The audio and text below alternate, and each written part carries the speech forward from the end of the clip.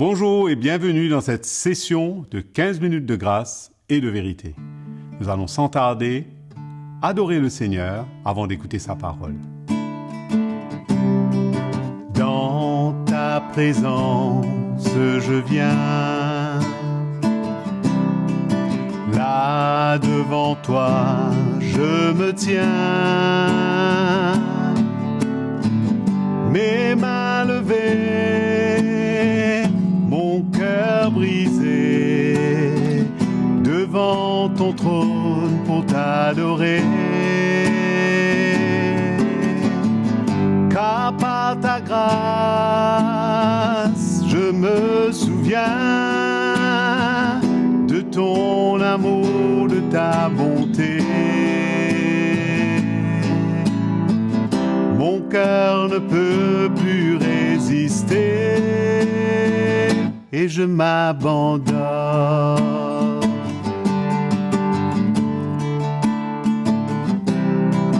Dans ta présence, je viens. Là devant toi, je me tiens. Mes mains levées, mon cœur brisé, devant ton trône pour t'adorer. Car par ta grâce, je me souviens de ton amour, de ta bonté. Mon cœur ne peut plus résister et je m'abandonne. Je m'abandonne et je m'abandonne.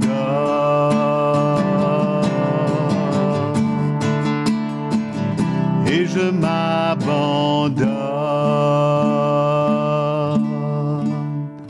Allons maintenant ouvrir nos cœurs à la parole de Dieu. Bienvenue, mes chers frères et sœurs, à cette nouvelle session de 15 minutes de grâce et de vérité. Nous parlons de ce si grand salut que le Seigneur nous a donné et combien nous devons être reconnaissants, combien nous devons mettre en œuvre ce salut. Nous avons besoin de mettre en œuvre ce salut. Le salut est gratuit. Le salut est gratuit, mais nous avons besoin de travailler à ce salut. Et comment? La grâce de Dieu, la grâce de Dieu nous est donnée. La grâce de Dieu nous est donnée dans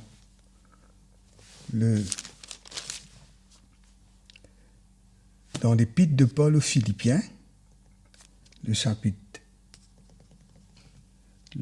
1er. Et seulement, le verset 27, seulement conduisez-vous d'une manière digne de l'évangile de Christ, afin que soit que je vienne vous voir, soit que je reste absent, j'entends dire de vous que vous demeurez ferme dans un même esprit, combattant d'une même âme pour la foi de l'évangile, sans vous laisser aucunement effrayer par les adversaires, qui est pour eux une preuve de perdition, mais pour vous de salut. Et cela vient de Dieu, car il vous a été fait la grâce par rapport à Christ, non seulement de croire en lui, mais encore de souffrir pour lui en soutenant le combat que vous m'avez vu soutenir et que vous apprenez maintenant que je soutiens encore. Ce salut, Paul nous dit que nous avons besoin de nous conduire. Il y a une conduite qui nous est demandée, une conduite qui est conforme à la parole de Dieu, une conduite qui est conforme à l'évangile de Christ. Il dit que je sois là, que je ne sois pas là, mais que j'entends dire de vous que vous demeurez ferme dans un même esprit, d'une même âme, combattant d'une même âme pour la foi de l'évangile. C'est un combat que nous avons besoin de mener pour garder la foi dans l'évangile, pour rester fidèle à Dieu, pour nous identifier à lui, parce que Dieu nous a fait grâce de croire en lui. Mais non seulement il nous a fait la grâce de croire en lui, mais il nous a fait aussi la grâce encore de souffrir pour lui. Alors cette souffrance, c'est ce combat que nous avons besoin de mener.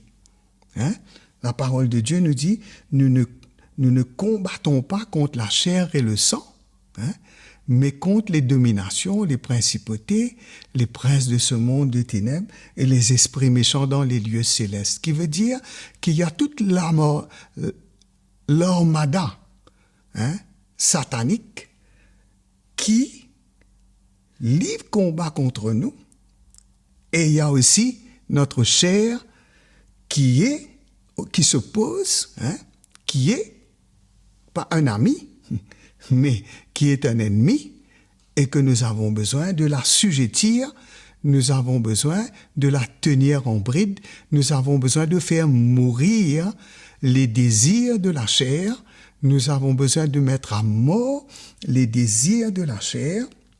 C'est ça la souffrance.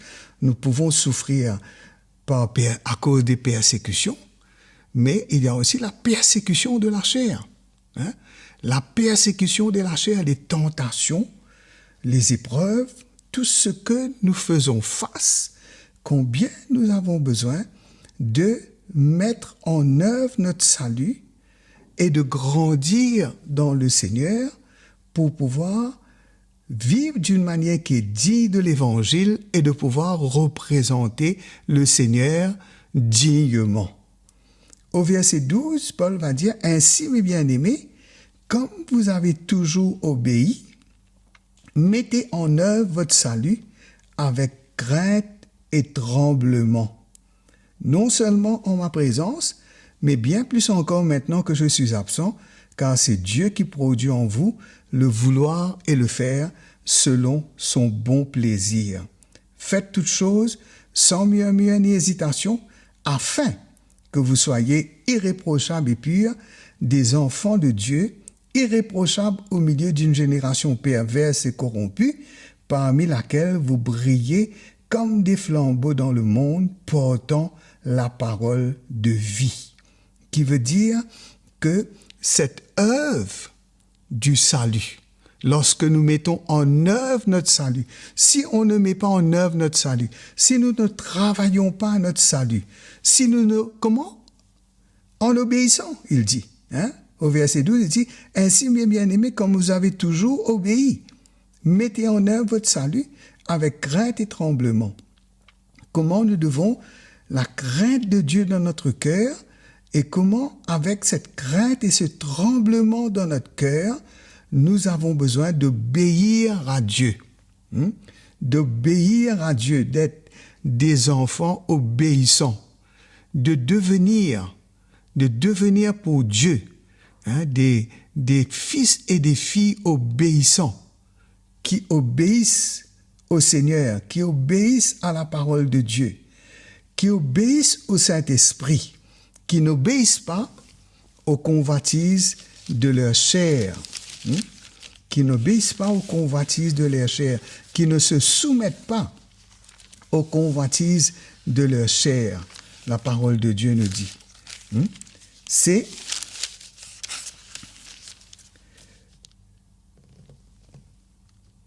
Romains, le chapitre 6, ainsi, le verset 11, « Ainsi vous-même, regardez-vous comme étant morts au péché et comme vivants pour Dieu en Jésus-Christ. Voilà l'attitude qui doit être en nous. Voilà l'attitude qui doit être en nous. Voilà, l'apôtre Paul nous dit que nous devons nous regarder. Ainsi, vous-même, regardez-vous comme morts au péché et comme vivants pour Dieu en Jésus-Christ. Nous mourrons, nous nous regardons comme morts au péché, mais nous vivons pour Dieu en Jésus-Christ. Que le péché ne règne donc point dans votre corps mortel et n'obéissez pas à ses convoitises. D'accord? Le péché, toutes les convoitises de la chair. Le péché, il y a des convoitises de la chair. Ne livrez pas vos membres au péché comme des instruments d'iniquité, mais donnez-vous vous-même à Dieu comme étant vivants, de mort que vous étiez, et offrez à Dieu vos membres comme des instruments de justice. Car le péché n'aura point de pouvoir sur vous, puisque vous êtes non sous la loi, mais sous la grâce. Amen. Alors, qu'est-ce que nous voyons? Ça, c'est notre responsabilité. Ça, c'est ce que nous avons besoin de faire. L'Esprit de Dieu va nous assister, la grâce de Dieu va être avec nous, mais nous avons besoin de mettre en œuvre notre salut, nous avons besoin de résister aux désirs de la chair, nous avons besoin de ne pas céder aux désirs de la chair, de ne pas obéir aux convoitises de la chair, mais de ne pas nous livrer au péché comme des instruments d'iniquité, pour transgresser la parole du Seigneur, mais vous devez vous-même vous donner à Dieu comme vivant de mort que vous étiez et offrez à Dieu vos membres comme des instruments de justice. Veut dire dans mon corps doit devenir un instrument de justice. C'est lorsque j'obéisse à Dieu, lorsque j'obéisse à l'Esprit, lorsque je n'obéis pas aux convoitises de ma chair, là, j'accomplis la justice de Dieu, je fais ce qui est juste devant Dieu, je pratique sa justice, je deviens un instrument de justice. Le péché n'a pas de pouvoir sur moi, il ne peut pas me dominer, il ne peut pas me garder esclave, il ne peut pas diriger ma vie. Je ne vis pas conduit et dirigé par les convoitises de ma chair, mais je mets à mort tous ces désirs et je vis par la puissance du Saint-Esprit. Alléluia. Quelle grâce, mes frères et sœurs. Quelle grâce. La parole de Dieu va nous dire au verset 22, « Mais maintenant, étant affranchis du péché et devenus esclaves de Dieu, vous avez pour fruit la sainteté et pour fin la vie éternelle. » Nous avons été affranchis du péché, nous ne sommes plus esclaves du péché, mais nous avons été affranchis du péché, et nous sommes devenus esclaves de Dieu. Un esclave, c'est celui qui obéit à son maître. C'est ça sa vie. Sa vie, c'est d'obéir à son maître. Tout ce que son maître voudrait de lui, tout ce que son maître lui dirait, toutes les choses que son maître veut lui confier, il sera là au service de son maître. Voilà, mes frères et sœurs, la grâce que nous avons. La grâce de Dieu, nous avons la grâce de Dieu, non seulement de croire en lui, mais de souffrir pour lui. Et lorsque nous souffrons pour le Seigneur, nous mettons fin à la domination du péché dans nos vies et nous devenons des instruments de justice entre les mains du Seigneur. N'est-ce pas merveilleux? Que le Seigneur vous bénisse, que vous soyez encouragés par ces paroles et que vous puissiez honorer Dieu de tout votre cœur en lui livrant votre vie. Merci, je vous donne rendez-vous pour la prochaine session. Merci d'avoir été avec nous. pour cette session de 15 minutes de grâce et de vérité. Je suis certain que nous avons été challengés par la parole de Dieu. Nous vous encourageons à aimer et à partager ce message et à vous abonner à notre chaîne YouTube. Vous pouvez nous écrire à l'adresse affichée sur votre écran et de nous faire part de vos expériences, questions et témoignages. Que le Seigneur vous bénisse.